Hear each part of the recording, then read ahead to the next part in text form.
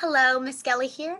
Today I will be continuing reading The One and Only Bob, and I will be reading chapters 11 through 20. And our first chapter is called Boss. My mom wasn't much for names. She'd had a lot of litters. I guess she'd run out of ideas. My brother first was Natch, the firstborn. Runt, my youngest bro, was the last. Dot had a little spot in her back, and Yip was always complaining. I was rowdy. Goes without saying, and I left my oldest sister. We all called her Boss. Boss was small but mean, with a distinctive, sharp-sounding bark. She could outmaneuver any of us to the best spot for dining. I admired her grit, even if she did get on my nerves. When we got a bit older, less blind, more cocky, I fought her off occasionally, but mostly Boss won. She was fearless, that pup. Alone. The truck happened without warning one night. He threw us in a box, left my mom behind. I could still hear her frantic howls. I landed in a muddy ditch. It was a cloudy night, nearly freezing. Even the moon had abandoned me. And the smells, everything so wild and unknown. Animals with big jaws and bigger appetites. Birds that swooped in to kill, death and life all mixed up together. I searched for my siblings until the truth became clear. I was utterly alone. Cars. The next morning, I began my slow journey, moving through the tall, wet grass, my limbs stiff from the cold. Now and then, I'd drink from a mud puddle or gnaw on some grass. By evening, I was wobbly with hunger and thirst. I followed the highway. Every time a four-wheeled creature roared by, I froze in fear. And yet, and this is what slays me, I knew that cars meant humans, and humans meant the possibility of living, just as much as they meant the possibility of dying. The owl. Darkness had fallen when it came out of nowhere. The owl. A shadow in a shadow.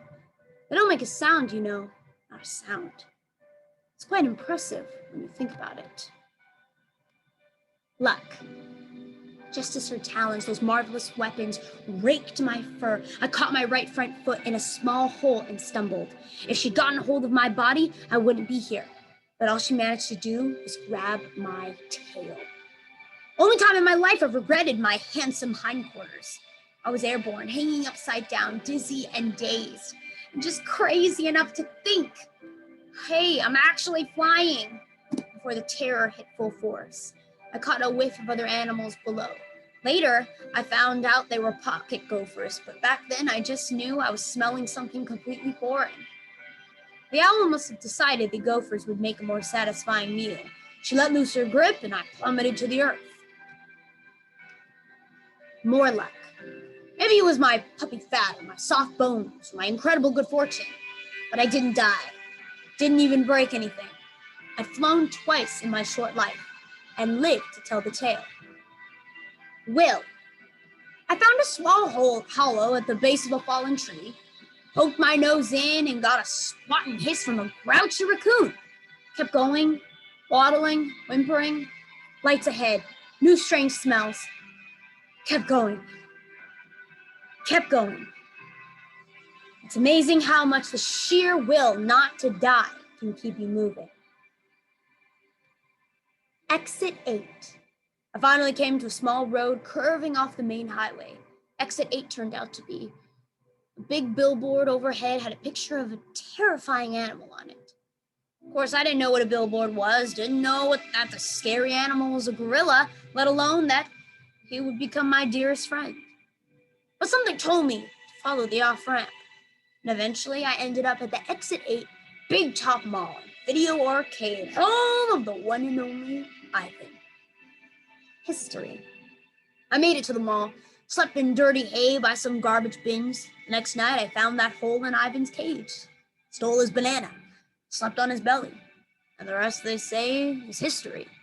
For 2 years, I lived at that seedy old place that was part mall, part circus, and all crummy. But that was nothing compared to Ivan. He spent 27 lousy years there, and our dear friend Stella, an old circus elephant, was stuck there for most of her life, too. When Stella passed away, nearly broke Ivan's heart. I tried like crazy to get him through those dark days, but what really saved him, I think, was Ruby, our baby elephant friend. Before Stella died, Ivan promised her he'd get Ruby out of that awful place. And to my amazement, he actually pulled it off. Ivan and Ruby and a bunch of our other pals ended up going to different places, zoos, sanctuaries that knew how to take care of them. They're with others of their own kind, and they're loved and well cared for. It's been over a year now since we all moved, and they seem so much happier. Me, I lucked out. My girl Julia, whose dad had worked at the mall, decided her family needed a dog. Who was I to argue? 2 square meals, my own bed, all the belly rubs I could beg for. What dog in his right mind would say no to that? The best part is, we don't live far from Ivan and Ruby. I get to see them all the time. I'm glad they're nearby, and I'm thrilled they've settled in so well.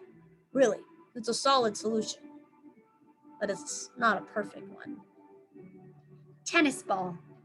The way I understand things, it's like this. We live on a lonely ball called Earth, and all humans have basically been throwing it against the wall for so long that the poor old ball is falling apart. It's like me with a tennis ball, chewing away until it's nothing but pieces of slimy rubber that tastes like, well, slimy rubber. And that means there aren't as many places left for wild animals. Seems there are good zoos and good sanctuaries and bad sanctuaries, just like there are good dog families and bad dog families. The good places are trying to keep wild species healthy and safe.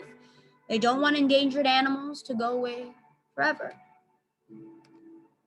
They also don't want the earth to turn into a slimy, dilapidated tennis ball. Though, honestly, slimy rubber doesn't taste half bad. You should try it sometime. The thing is, I would give anything to see my dear pal Ivan deep in the jungles of Africa, where he was born, or to see Ruby running across the savannah with a herd of elephants, her big old ears flapping in the wind. I give up a mile-high pile of bacon cheeseburgers to see that happen. I really would. But it ain't happening. I get that. And so do they. When you're an animal, it helps to be a realist. And that is the end of chapters 11 through 20. I will see you all next time.